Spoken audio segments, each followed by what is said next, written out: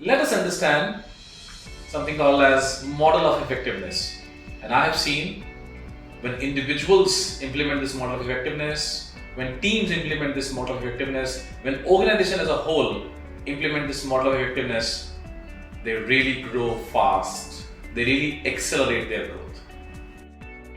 Hello there, Namaste. I'm back with another Jam with Jimmy session, and today we're going to talk about something which I'm a big fan of, something which has really helped me as an individual. But what is it all about? It's called the model of effectiveness. Now, what is model of effectiveness? I can tell you, if you apply this in your life, it can help you as an individual, it can help you and your team, it can also help your organization, which means you can apply this in your personal as well as professional life. But what is this model all about? This model talks about a window. Now, some of you may be aware of this concept, however, not in the manner I'm going to present it to you. What are windows for? Some of you will say windows are for lighting, for viewing, for ventilation.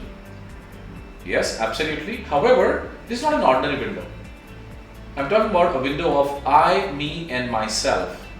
If we are talking about the window of I, me and myself, what kind of lighting, what kind of viewing, what kind of ventilation we are talking about? Let's try and understand that. If I may ask you, would it be a fair statement to make? There are a lot of things about me which I only know, nobody else knows. I'm sure you would agree with me, yes, it's a fair statement. Is it also a fair statement to make that there are a lot of things about me which I don't know, others can see? Well, yes, if that is the case, let us divide this window into 4 sub-windows.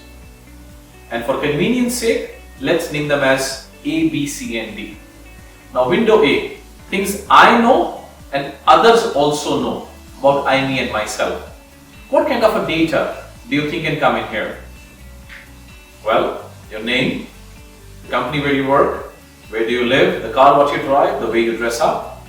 Anything and everything which is available in public domain will come in that window. And that part of my personality, that part of me is called my arena. Which means an arena is a place where anybody at any point of time can walk up and can see or can view. Similarly, that part of me where the information is in public domain, anybody at any point of time can access that information. That becomes the arena. Now the second part, things I don't know, others know about I, me and myself. Which means I am blind to it, others can see. Now what do you mean by things which I am blind to? Sometimes there are voluntary or involuntary actions which we end up doing. Maybe our behavior in a peculiar situation which others can quickly observe but we don't realize. We remain unconscious about it, but people can actually see it. So those things which I don't know, I end up doing. They fall into that category. The third part, the window C. Things I only know, nobody else knows. If you see what kind of data can come in here, our dark or not so dark secrets, things which I don't share with anyone, things which I keep with myself. And that's why this window is called my concealed self or hidden self. That part of me which I have concealed or I have hidden from the world at large. And the window D, I don't know, others also don't know about I, me and myself, which is called my dark self. For example, potential. I don't know what my potential is. People also don't know what my potential is, which means they are in dark, I am also in dark. My potential is yet to be explored. Now, this model of effectiveness says, this model of Windows says that larger the arena, effective you are. More larger the arena, effective you are as a manager, you become a better leader, organizations quickly move forward, teams quickly move forward. But the question is, how do we make the arena large? What can I do to make my arena large? And if you see, we can reduce the blind self, we can also reduce the concealed part. Which means essentially what I'm talking about is, we can solicit feedback and we can share. When we take feedback, the blind self gets reduced, things which I don't know, I come to know about them. When I share, which I have not told with anyone, which I have not told to anyone, my concealed self comes down. Now look at the beauty. The moment I do these two things simultaneously, The moment I solicit feedback as well as I also share, before I could realize, my dark self, my potential starts to come. Well, if you see on your screen, I have made this sketch in maybe a couple of seconds. But let's understand, let's take a deep dive into both these elements of feedback and sharing one by one. Let's continue our conversation on feedback. We give feedback, don't we? Well, let us say if there's a colleague of mine, I don't like something about him or her. Do you think I will walk up to her or him and tell them what it is? Well, probably I'll think twice, isn't it?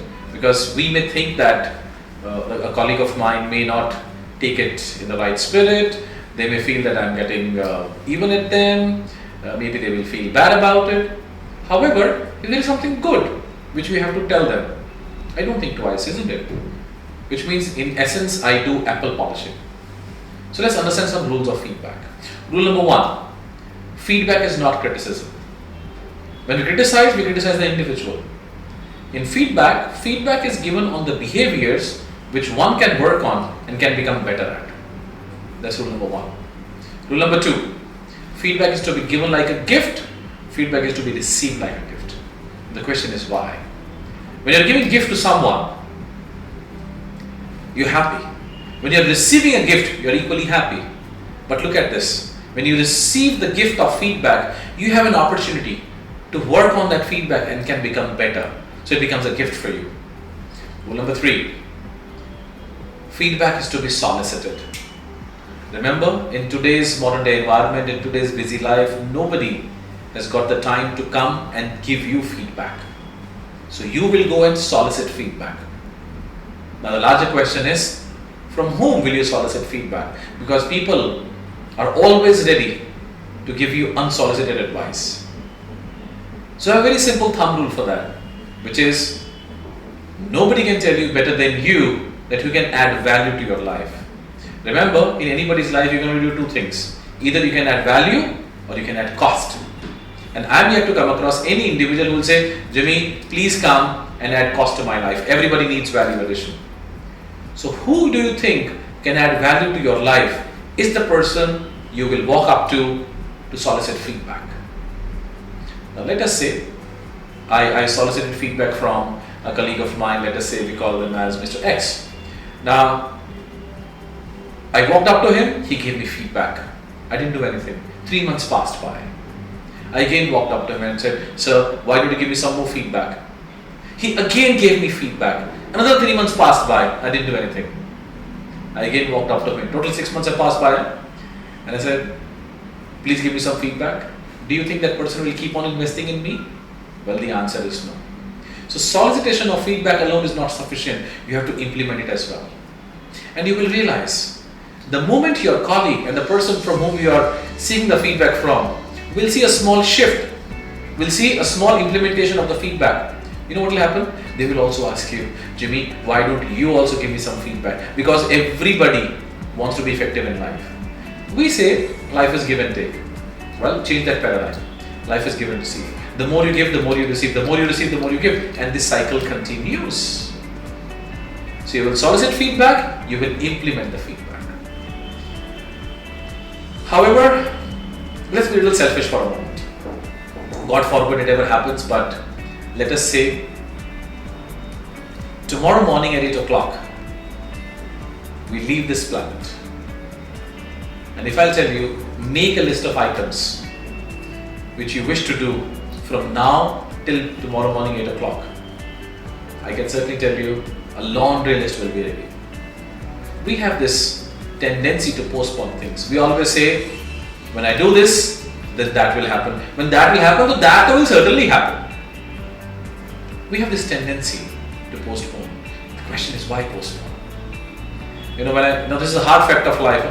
Remember, this is the hard fact of life. Some of us may not like it, but it's a truth. When I go to sleep in the night, there is no guarantee I'll get up in the morning. There's only a hope. Well, forget about tomorrow morning sun. The breath which I've just taken, there is no guarantee I'll get the next one. That's the harsh reality of life. Now, if that is the case, why do we postpone? Time is now. Whatever you wish to implement, do it now. In management circles, a lot of debate, a lot of discussion is going on about how a king deserted his wife on a feedback of a washerman. You know what I'm talking about? I'm talking about Lord Ram from Ramayana. Now, we don't know what is right and what is wrong, but a lot of debate is going on. Yeah? Especially in the Indian subcontinent. The process of the business of feedback was nothing new. In the olden times, the kings used to move around in the kingdom in disguise. To do what? Nothing but to solicit feedback. But over a period of time, probably we have, in somewhere in the transition, we have forgotten the business of feedback. I'll tell you something very interesting. In my career, I'm yet to come across a tool as powerful as feedback which can really propel your career. My belief is your IQ is your threshold requirement. If you're good in your job, there's the reason why you are there. But if you really want to move up, and in any organization, in any geography, you need to learn to manage your perceptions. No feedback, no correction. No correction, no growth. Now, the next part or the next rule is feedback is of two types: corrective and confirmatory. Now, unfortunately, we have a tendency to give a lot of corrective feedback. We keep on telling everybody around us, this is what you should be doing, this is what you should be doing, this is not right, so on and so forth. Stop, stop, stop. Can you also start focusing on what is right in them? Can you also confirm some of their actions? You will realize it will have a great impact, a positive impact on your colleague or the person to whom you are giving the feedback to. So feedback is of two types: corrective and confirmatory. When you confirm somebody's action, or so to say, it becomes a positive feedback, it's confirmatory feedback. But when you want to correct somebody's action, that's called corrective feedback. Now, this business of feedback is highly perception driven. And remember, perception is perceived as reality. Whatever the fact may be, that is separate, but perception is perceived as reality. When you are soliciting feedback, you have all the right to ask, why do you say so? Let us say I walked up to a colleague of mine and I said, please give me feedback. They gave me a feedback. I have every right to check, why do you say so? And there are various ways to do that. And my recommendation is, be polite and ask a question to understand. Now, if a colleague is working with you for a long time, a friend of yours is with you for a long time, he or she will give you a specific time, a specific event, a specific instance that, look, Jimmy, and so day, this is what you did, and that's why I gave you this feedback. If there is no data to substantiate, it could be highly based on perception. At that point of time, take a call. Either you say, yes, this is the way I am, or you say, well, clarify the perception. This is not the way I am, and move on. Perceptions, if not clarified, over a period of time becomes opinions, and opinions over a period of time turns into beliefs, and beliefs are beliefs, nothing right or wrong about it. I have also seen organizations the world over deploy various processes to install the culture of feedback. Well, there are appraisal systems, half-yearly appraisal, quarterly appraisal, yearly appraisal system. But my recommendation is, you don't have to wait for an appraisal process to give feedback to your colleague. Now, some of us who are in a managerial position who are watching this video may wonder, how can I solicit feedback? Because my job is also to give feedback to my team members. Well, yes, I do appreciate that. But the question is, as a manager, as a senior, have I created an environment as open as any of my juniors can also walk up to me and give me feedback? The ball is in your court. And remember, I'm again repeating this: no feedback, no correction. No correction, no growth. It is totally dependent when you're looking at a junior and a senior combination or a functional relationship in an organization, how much credibility you as a senior carry in the eyes of the junior. Then only they will listen to you. So which means set the context well before you tell them about giving feedback. There are a couple of models. There are two models which I really subscribe to. It doesn't mean that there are others are not good, Feel free to pick up what works for you. The first one, which I got inspired by CCL, Center for Creative Leadership, is called SBID model. Situation, behavior, impact, and desired behavior. Let us say if I have to implement the SBID model, I'm telling a colleague of mine, hey, look, in the last team meeting, you did not allow others to speak. You were speaking over others as well. This ensured that people were not open and they did not share their opinion. And as a result, we may get deprived of some of the important observations they might have to share. Next time, do listen well and allow others to speak. So if you see this, situation is there, behavior is there, implication is there, as well as the desired behavior is there. Another model which I really like is called CHIPS model, which stands for give constructive feedback, H is for honest, I is immediate, P is performance. Remember, sometimes as human beings we do get carried away and we mix the person and the performance together. No, that's not something which we should be doing. The feedback is primarily given or should be based on performance, and S is set an action plan. Any feedback is an investment, and any investment seeks returns. So by when do you think you'll be showing a small change in your behavior on the feedback which you have received? That's the return which the others are expecting. Yeah? So these are some of the rules which will help you to ensure that your blind self gets reduced.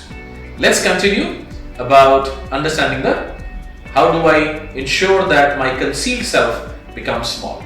Let's continue to discuss why don't we share everything with anyone? Why do we hide things? Well, why don't we just walk up to everybody and anybody and share everything about ourselves? It's always a fear. What is the fear? The fear of image. What will people think about me when I tell them what my deepest thoughts are? Or maybe there's always a fear that people may take undue advantage.